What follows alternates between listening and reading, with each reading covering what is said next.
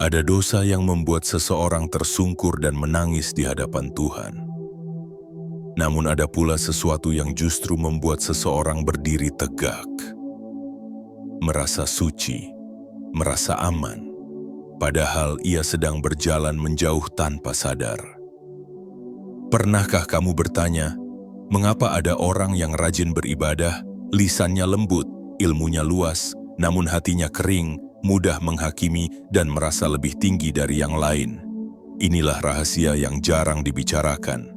Kesombongan yang paling berbahaya bukanlah yang tampak kasar dan terang-terangan, melainkan yang halus, yang menyamar sebagai kebaikan. Kesombongan halus tidak berteriak, ia berbisik pelan di dalam hati. Ia tidak berkata, "Aku lebih baik dari mereka," melainkan, "Aku hanya ingin lurus, aku hanya menjaga kebenaran." Dan justru disitulah bahayanya. Dalam banyak kisah spiritual kuno, kejatuhan terbesar manusia bukan diawali oleh dosa besar, melainkan oleh rasa merasa benar. Bukan oleh maksiat terang-terangan, tetapi oleh keangkuhan batin yang tersembunyi rapi di balik amal, ilmu, dan niat yang tampak suci. Allah tidak hanya melihat apa yang dilakukan tangan, tetapi apa yang bersemayam di relung terdalam hati. Video ini bukan tentang menyalahkan, bukan pula untuk menghakimi siapapun. Ini adalah perjalanan sunyi ke dalam diri untuk mengenali musuh yang paling licik. Musuh yang sering kita bela, kita rawat, bahkan kita banggakan tanpa sadar. Kita akan menyusuri jejak kesombongan halus dari warisan hikmah para sufi, membongkar bagaimana ia bekerja perlahan merusak jiwa. Mengapa ia lebih mematikan daripada dosa yang membuat orang merasa bersalah, dan bagaimana ia menutup pintu taubat tanpa suara. Jika dosa sering membuat manusia kembali kepada Allah dengan air mata, maka kesombongan halus membuat manusia merasa tidak perlu kembali sama sekali. Dan mungkin tanpa kita sadari, bahaya itu sedang tumbuh tenang di dalam diri kita sendiri. Jika kamu siap menatap cermin batin tanpa topeng, maka mari kita lanjutkan perjalanan ini. Sebelum kita melangkah lebih dalam, izinkan aku mengajakmu sejenak berhenti. Tulis di kolom komentar, video ini sedang kamu tonton dari kota mana? Menarik sekali melihat sampai sejauh mana pesan ini berjalan, karena seringkali yang merasa tidak sombong justru adalah mereka yang paling perlu mendengarnya. Sekarang mari kita mulai menyibak lapisan sejarahnya. Dalam tradisi kebijaksanaan kuno, kesombongan tidak selalu digambarkan sebagai sikap membusungkan dada atau meninggikan suara. Para arif dari timur hingga barat justru paling takut pada bentuk kesombongan yang tak terlihat. Dalam teks-teks tasawuf klasik, kesombongan halus disebut sebagai penyakit orang yang merasa telah sampai. Imam Al-Ghazali menyinggung penyakit ini dengan sangat tajam. Ia menjelaskan bahwa ada manusia yang selamat dari dosa-dosa lahiriah, namun binasa oleh dosa batin yang tidak pernah ia sadari. Salah satu yang paling mematikan adalah ujub, rasa kagum terhadap diri sendiri, yang seringkali bersembunyi di balik amal soleh dan pengetahuan agama. Dalam kisah-kisah sufi lama disebutkan bahwa iblis tidak dihancurkan oleh maksiat biasa. Ia tidak mabuk, tidak berzina, tidak mencuri, ia hancur oleh satu hal. Merasa dirinya lebih mulia. "Aku lebih baik darinya" adalah kalimat yang membuatnya terlempar, bukan karena membangkang secara kasar, tetapi karena merasa lebih tahu daripada kehendak Allah. Menariknya, peradaban kuno di luar Islam pun menyimpan pesan yang serupa. Dalam filsafat Yunani, ada konsep hubris, kesombongan intelektual yang membuat manusia menantang hukum kosmis. Dalam ajaran Tao ada peringatan tentang air yang paling berbahaya bukanlah yang deras, tetapi yang tenang dan dalam karena manusia tidak menyadari kedalamannya. Mengapa pengetahuan ini seolah tenggelam dan jarang dibahas? karena kesombongan halus tidak nyaman untuk diakui. Ia tidak cocok dengan narasi manusia modern yang gemar merasa benar, merasa sadar, merasa tercerahkan. Kita hidup di zaman di mana orang berlomba menjadi lebih tahu, lebih lurus, lebih sadar, tanpa pernah bertanya, lebih rendah hatikah aku hari ini? Kesombongan halus juga sulit dikenali karena ia sering dibungkus dengan niat baik. Ia berkata, aku hanya ingin menasihati. Ia berbisik, aku hanya menjaga kemurnian ajaran. Ia bersembunyi dalam kalimat, aku tidak seperti mereka. Padahal para arif dahulu memahami satu rahasia penting, semakin dekat seseorang kepada Allah, seharusnya semakin kecil ia merasa. Bukan semakin tinggi. Namun seiring waktu, spiritualitas berubah menjadi identitas. Ilmu menjadi status. Kesalehan menjadi pembanding. Dan dari situlah kesombongan halus menemukan rumah yang paling nyaman di hati orang-orang yang merasa sudah berada di jalan yang benar. Inilah sebabnya para guru batin jarang mengajarkan kesombongan sebagai musuh pertama. Mereka tahu musuh ini terlalu licik untuk dikenali oleh jiwa yang belum siap bercermin.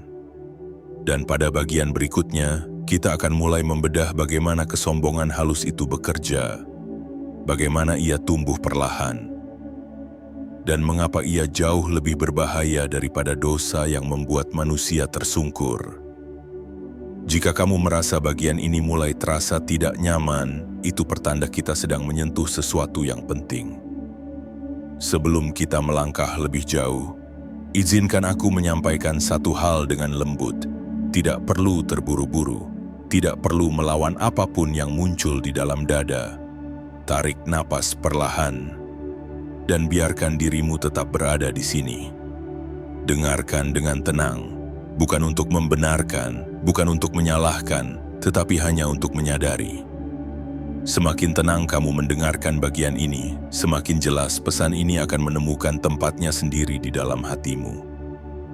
Kesombongan halus tidak lahir dalam satu malam. Ia tumbuh perlahan seperti kabut pagi yang hampir tak terlihat, namun diam-diam membasahi segalanya. Berbeda dengan dosa yang jelas bentuknya, kesombongan halus sering hadir justru setelah seseorang menjauhi dosa. Ia muncul saat seseorang mulai merasa endambat aku sudah tidak seperti dulu, aku sudah lebih baik. Aku sudah di jalan yang benar. Pada titik ini jiwa mulai membangun jarak, bukan jarak dari keburukan tetapi jarak dari sesama manusia. Dalam tasawuf, ini disebut sebagai hijab paling tipis namun paling sulit ditembus. Hijab dosa terasa berat, sehingga orang ingin melepaskannya. Namun hijab kesombongan terasa ringan bahkan nyaman sehingga orang lupa bahwa ia sedang terhalang. Bayangkan sebuah rumah ibadah yang indah. Di dalamnya ada seseorang yang rajin bersujud, lisannya penuh zikir. Namun setiap kali melihat orang lain yang belum sampai di tahapnya, hatinya mengeras. Ia tidak berkata apa-apa, tetapi di dalam batinnya tumbuh rasa. Aku lebih selamat. Disitulah kesombongan halus mulai bekerja. Ia tidak menyerang iman secara frontal. Ia hanya menggeser pusat perhatian dari Allah menuju diri sendiri. Amal tidak lagi menjadi jembatan kerendahan hati, melainkan menjadi cermin untuk mengagumi diri. Ilmu tidak lagi melahirkan kebijaksanaan, melainkan melahirkan pembenaran. Dan yang paling berbahaya, kesombongan halus membuat seseorang merasa tidak perlu diperbaiki. Para arif dahulu mengatakan, orang yang berbuat dosa masih memiliki pintu kembali karena ia tahu dirinya kotor. Namun orang yang merasa suci tidak tahu bahwa ia sedang terkunci. Perhatikan baik-baik. Kesombongan halus sering menyamar sebagai kepedulian. Ia berkata, aku hanya ingin meluruskan. Ia berkata, aku hanya menyampaikan kebenaran. Namun di balik itu ada rasa puas saat merasa lebih tahu. Sekarang, tetaplah tenang. Biarkan kata-kata ini mengalir tanpa perlawanan. Tidak ada yang sedang dituduh. Yang sedang disentuh adalah lapisan jiwa yang jarang diajak bicara. Kesombongan halus juga pandai memanipulasi niat. Seseorang bisa menasihati orang lain, namun diam-diam kecewa jika tidak didengar. Ia bisa berdakwah namun hatinya gelisah jika tidak dihargai. Ini bukan tentang perbuatan lahiriah, ini tentang getaran batin yang sangat halus. Semakin seseorang merasa paling benar, semakin kecil ruang bagi cahaya Allah untuk masuk karena cahaya hanya turun ke hati yang kosong, bukan ke hati yang penuh oleh rasa diri. Dan inilah paradoksnya. Kesombongan halus sering membuat seseorang terlihat saleh di mata manusia, namun jauh di mata langit. Jika pada titik ini kamu mulai merasa tidak nyaman, tetaplah bertahan. Rasa tidak nyaman ini bukan ancaman. Ia adalah tanda bahwa kesadaran sedang mengetuk. Tetap tonton dengan tenang. Tidak ada yang perlu ditolak. Tidak ada yang perlu dibela. Karena pada bagian berikutnya kita akan masuk lebih dalam. Membongkar lapisan-lapisan tersembunyi kesombongan halus, mitos-mitos yang sering kita yakini tanpa sadar. Dan mengapa musuh ini justru paling kuat pada mereka yang merasa paling dekat dengan kebenaran. Dan di sanalah banyak topeng akan mulai runtuh dengan sendirinya. Sekarang, kita memasuki wilayah yang lebih sunyi. Wilayah di mana kesombongan halus tidak lagi mudah dikenali oleh logika.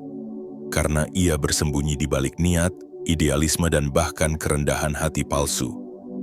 Tetaplah tenang. Biarkan pikiranmu mendengar dan biarkan hatimu merasakan. Salah satu bentuk kesombongan halus yang paling sulit disadari adalah ketika seseorang merasa dirinya tidak sombong. Ini paradoks yang jarang dibicarakan. Ada orang yang berkata dalam batinnya, "Aku tidak mengejar pujian, aku tidak peduli pengakuan." Namun jauh di dalam ia merasa lebih matang secara spiritual dibanding yang lain. Inilah jebakan yang oleh para sufi disebut sebagai kesombongan yang berwajah tawadhu. Di luar tampak rendah hati, namun di dalam ada rasa lebih tinggi. Kesombongan halus juga muncul dalam bentuk penilaian diam-diam. Tidak diucapkan, tidak diposting, tidak diperdebatkan, namun terus hidup dalam pikiran. Ia melihat orang lain berbuat salah, lalu berkata dalam hati, "Syukurlah aku tidak seperti itu." Kalimat ini tampak sederhana, namun para arif mengatakan di sanalah benih kehancuran mulai ditanam. Karena pada saat itu seseorang tidak lagi melihat dosa sebagai pelajaran, melainkan sebagai pembanding untuk meninggikan diri. Ada pula mitos besar yang sering dipercaya bahwa semakin keras seseorang menjaga kebenaran, semakin dekat ia dengan Allah. Padahal kebenaran tanpa kerendahan hati bisa berubah menjadi berhala baru. Sejarah spiritual mencatat banyak orang yang hafal teks suci namun gagal menjaga hatinya. Mereka membela kebenaran namun melukai jiwa. Mereka merasa sedang berada di pihak cahaya padahal tanpa sadar sedang memadamkannya. Kesombongan halus juga sering muncul dalam bentuk keinginan mengubah orang lain. Bukan karena cinta, melainkan karena tidak tahan melihat perbedaan. Ia berkata, ku ingin mereka sadar. Namun yang sebenarnya terjadi adalah, aku tidak nyaman jika caraku tidak diikuti. Di titik ini, ego telah menyusup ke dalam misi suci. Para guru batin mengingatkan, setan paling berbahaya bukan yang mengajak berbuat dosa, tetapi yang membisikkan, kamu sudah cukup baik. Karena ketika seseorang merasa cukup, ia berhenti mengetuk pintu langit. Perhatikan hal ini baik-baik. Dosa sering membuat manusia menunduk. Kesombongan halus membuat manusia menegakkan kepala. Dosa membuat seseorang berkata, "Ya Allah, aku salah." Kesombongan halus membuat seseorang berkata, "Ya Allah, aku bersyukur tidak seperti mereka." Dan kalimat kedua jauh lebih berbahaya. Ada satu ciri penting dari kesombongan halus, ia membuat hati sulit menerima nasihat. Bukan karena nasihatnya salah, tetapi karena datang dari orang yang dianggap belum sampai. Saat seseorang mulai menimbang kebenaran berdasarkan siapa yang berbicara, bukan apa yang disampaikan, di sanalah hijab itu mengeras. Kesombongan halus juga memelihara ilusi spiritual, merasa dekat dengan Allah, namun mudah marah pada manusia, merasa tenang dalam ibadah, namun gelisah saat dikritik, merasa lembut saat berdoa, namun keras saat berbeda pandangan. Para arif berkata, jika ibadahmu membuatmu semakin kasar kepada manusia, maka ada yang salah dengan arahmu, tetaplah diam sejenak. Rasakan kalimat itu. Kesombongan halus tidak selalu membuat seseorang jahat, justru sering membuat seseorang merasa terlalu benar untuk dipertanyakan. Dan di bagian berikutnya kita akan membawa semua kesadaran ini turun ke bumi, ke kehidupan sehari-hari. Bagaimana mengenali tanda-tandanya dalam diri sendiri, bagaimana cara meluruhkannya tanpa menyakiti jiwa, dan bagaimana berjalan di jalan spiritual tanpa terjebak merasa telah sampai. Karena perjalanan sejati bukan tentang terlihat paling tinggi, tetapi tentang berani menjadi paling rendah di hadapan Allah.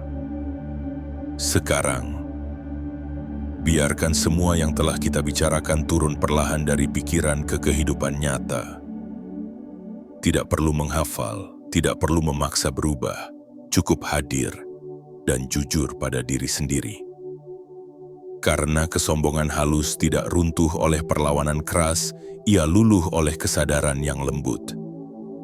Langkah pertama adalah menggeser cara bercermin, bukan lagi bertanya bimakime, apa salah orang lain, tetapi bertanya pelan di dalam hati, apa yang sedang tumbuh di dalam diriku saat ini. Setiap kali kamu merasa terganggu oleh kesalahan orang lain, berhentilah sejenak. Tarik napas dan tanyakan satu pertanyaan sunyi. Bagian mana dari diriku yang sedang ingin merasa lebih tinggi? Pertanyaan ini bukan untuk menghakimi, melainkan untuk membuka pintu kejujuran. Latihan kedua adalah menurunkan amal dari panggung. Tidak semua kebaikan perlu disaksikan, tidak semua niat perlu dibenarkan. Cobalah satu amal yang hanya kamu dan Allah yang tahu. Tidak diceritakan, tidak disinggung, tidak dibela. Para arif mengatakan amal tersembunyi adalah penawar paling mujarab bagi kesombongan halus, karena di sana ego tidak mendapat makanan. Latihan ketiga adalah menerima nasihat dari arah yang tidak kamu duga. Bukan berarti semua nasihat benar, tetapi kesediaan mendengar adalah latihan meruntuhkan ego. Ketika seseorang menegurmu dan hatimu langsung menolak, jangan buru-buru membela diri. Diamlah sebentar, perhatikan getaran di dada. Bukan isi tegurannya yang sedang diuji, melainkan kerendahan hatimu. Latihan keempat adalah mengganti doa yang tersembunyi sombong. Hindari doa yang diam-diam membandingkan diri dengan orang lain, seperti "Ya Allah, jauhkan aku dari jalan mereka." Gantilah dengan doa yang meluruhkan ego. "Ya Allah, perlihatkan aku siapa diriku yang sebenarnya, dan jangan Engkau serahkan aku pada rasa merasa benar." Doa seperti ini tidak mengangkat derajat di mata manusia, namun membersihkan ruang di dalam hati. Latihan kelima, dan ini yang paling sulit, adalah berteman dengan rasa belum sampai. Setiap hari katakan pada dirimu sendiri, "Aku masih belajar, aku masih bisa salah, aku masih butuh dituntun." Bukan sebagai kalimat kosong, tetapi sebagai sikap hidup. Kesombongan halus tumbuh subur pada jiwa yang merasa selesai. Kerendahan hati hidup pada jiwa yang sadar bahwa perjalanan ini tidak pernah benar-benar berakhir. Dalam keseharian, tanda bahwa latihan ini bekerja bukanlah kamu merasa lebih suci, melainkan kamu menjadi lebih lembut. Lebih lambat menghakimi, lebih cepat memaafkan, lebih sering diam daripada merasa perlu menang. Dan jika suatu hari kamu jatuh dalam kesombongan lagi, karena itu pasti terjadi, jangan membencinya. Sadari, akui, kembalilah. Karena kembali kepada Allah dengan hati yang retak jauh lebih mulia daripada berdiri tegak dengan hati yang membatu. Kita telah berjalan cukup jauh, menyusuri lorong yang jarang ingin dimasuki manusia. Bukan karena gelap, tetapi karena di dalamnya ada cermin yang jujur. Kini, mari kita berhenti sejenak. Kesombongan halus bukan tentang siapa yang paling buruk, melainkan tentang siapa yang paling lupa bahwa dirinya masih manusia. Ia tidak muncul saat seseorang terjatuh, tetapi saat seseorang merasa telah berdiri kokoh. Kita belajar bahwa dosa seringkali menyadarkan, sementara kesombongan halus justru menidurkan hati. Dosa membuat seseorang menangis dan mengetuk pintu langit. Namun kesombongan halus membuat seseorang merasa pintu itu selalu terbuka tanpa perlu diketuk.